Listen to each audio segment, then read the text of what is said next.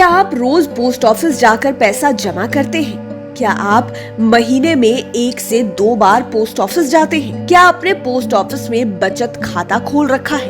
क्या आप सुकन्या समृद्धि योजना चला रहे हैं? अगर हाँ, तो लाइव सिटीज लाया है आपके लिए एक गुड न्यूज। अब आपको रोज रोज पोस्ट ऑफिस जाने की जरूरत नहीं है। अब आप पोस्ट ऑफिस न जाकर घर बैठे ही अपना पैसा जमा करवा सकते हैं। आप पूछेंगे कैसे? लाइव सिटीज आपको इस सवाल का जवाब विस्तार से देगा। आपको तो पता ही होगा कि केंद्र सरकार लगभग सभी सेवाओं को डिजिटल कर रही है। सरकार चाहती है कि जो जरूरी चीजें हैं वो डिजिटलाइज्ड हो जाए। इसी क्रम में पोस्ट ऑफिस का भी नंबर आ गया है। देश के सारे पोस्ट ऑफिस डिजिटलाइज्ड हो रहे हैं। 1 सितंबर 2018 को पोस्ट ऑफिसों को डिजिटल बनाते हुए भारत सरकार ने इंडिया पोस्ट पेमेंट बैंक की स्थापना की थी। इसका मकसद यह था कि जब सारे बैंक डिजिटल प्लेटफॉर्म पर जा रहे हैं तो पोस्ट ऑफिस भला क्यों पीछे छूट जाए। इसलिए पोस्ट ऑफिस को मजबूत करने और इससे जुड़े लोगों को सुकून देने के लिए इंडिया पोस्ट पेमेंट बैंक की स्थापना की गई। दूसरा मकसद यह भी था कि जो कभी कभी पोस्ट ऑफिसों में घपले और धांधलियां हो जाती थी उन पर अंकुश लग सकेगा। तो इंडिया पोस्ट पेमेंट बैंक देश भर में फैला हुआ है। ये बिहार के हर जिले में भी है जहां इन दिनों उसकी प्रभावी उपस्थिति नहीं है।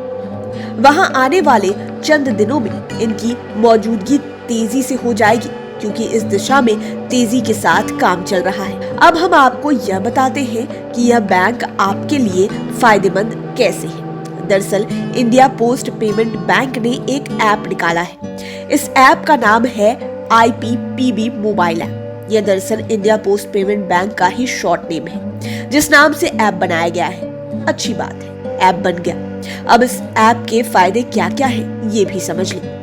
सबसे पहले तो ये समझ ले कि पोस्ट ऑफिस में पैसे के लिए लेन देन से संबंधित जितने भी काम हैं, वे सारे काम आप इस ऐप के माध्यम से कर सकते हैं। जैसे अगर आपको रिकरिंग डिपॉजिट यानी कि RD खुलवाना है तो यह ऐप आपके लिए बहुत मददगार होगा। पहले आपको RD खुलवाने के लिए किसी उस आदमी को लेकर जाना होता था जिसका पोस्ट ऑफिस में RD चल रहा हो। यह पोस्ट ऑफिस का बहुत पुराना नियम था। अब यह नियम नहीं रहा। अब ऐसा कोई भी काम करने की जरूरत नहीं है। सबसे पहले तो आप IPPB मोबाइल ऐप अपने मोबाइल फोन पर डाउनलोड कर लें। ध्यान रखें, अभी IPPB मोबाइल ऐप का सिर्फ एंड्रॉइड वर्जन ही तैयार हुआ है। फिर आप अपना फोन नंबर डालें। फोन नंबर के बाद आपसे आपका आधार नंबर मांगा जाएगा। आधार नंबर आपको 2 बार डालना होगा। जब आपका आधार नंबर दर्ज हो जाएगा तब वेरिफिकेशन के लिए एक मैसेज आपके फोन नंबर और ईमेल ID पर आएगा। आपके नंबर और ईमेल पर एक OTP आएगा। इस OTP को आप किसी से शेयर ना करें। फिर आप उस OTP को ऐप में डालें। जब यह वेरीफाइड हो जाएगा तब आप समझ लें कि आपके पास जो ऐप है वो प्रॉपर काम कर रहा है। आप अपना इंट्रो बना सकते हैं। आप अपनी तस्वीर भी लगा सकते हैं। फिर आपके पास ऑप्शंस आते हैं। ये ऑप्शंस प्रोडक्ट्स को लेकर होते हैं। आपको जो भी प्रोडक्ट लेना है ले लें। मान ले कि आप RD शुरू करना चाहते हैं तो आप RD वाले पेज पर चले जाएं। जो जो जानकारी आपसे मांगी जाएगी आप भरते चले जाएं। फिर आपके पास एक OTP आएगा। आप उसे भरकर भेज दें। जब OTP वेरीफाई हो जाएगा तो आप जरूरी जानकारियां देने के बाद RD में पैसा डाल सकते हैं। आप जितने भी पैसे RD में डालेंगे आपको उतने पैसे का ट्रांजैक्शन डिटेल पासबुक में दिखता जाएगा। आप जब चाहेंगे अपने ट्रांजैक्शन डिटेल्स भी उसमें देख सकते हैं। तो ये तो हो गई RD की बात।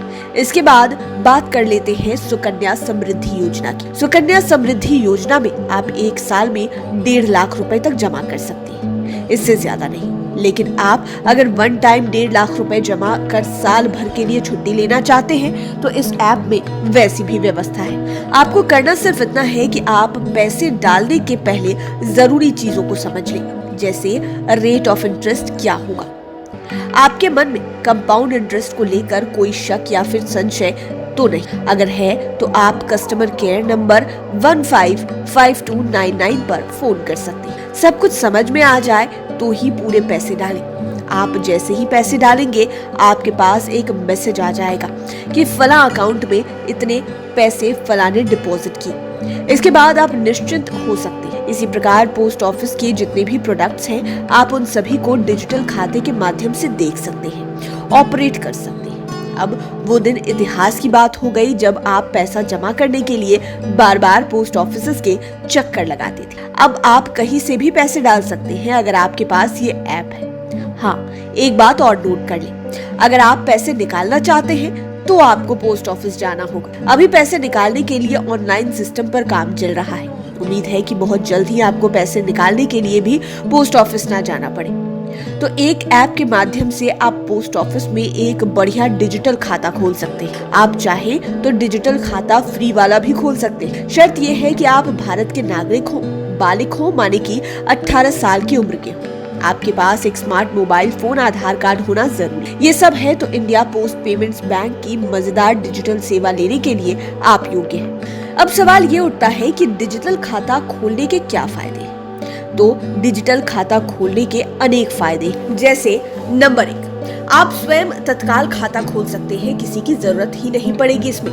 नंबर 2, मासिक औसत शेष राशि के रखरखाव की कोई भी आवश्यकता नहीं। नंबर 3, जीरो बैलेंस के साथ भी खाता खोलने की सुविधा मौजूद है। नंबर 4, मुफ्त मासिक लेखा ई विवरण आपको मिलेगी।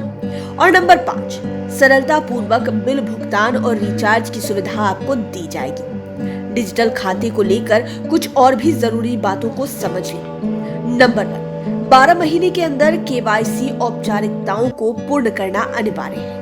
नंबर 2, केवाईसी औपचारिकताओं को किसी भी एक्सेस पॉइंट से संपर्क करके या फिर जीडीएस पोस्ट ऑफिस की सहायता से पूरा किया जा सकता है।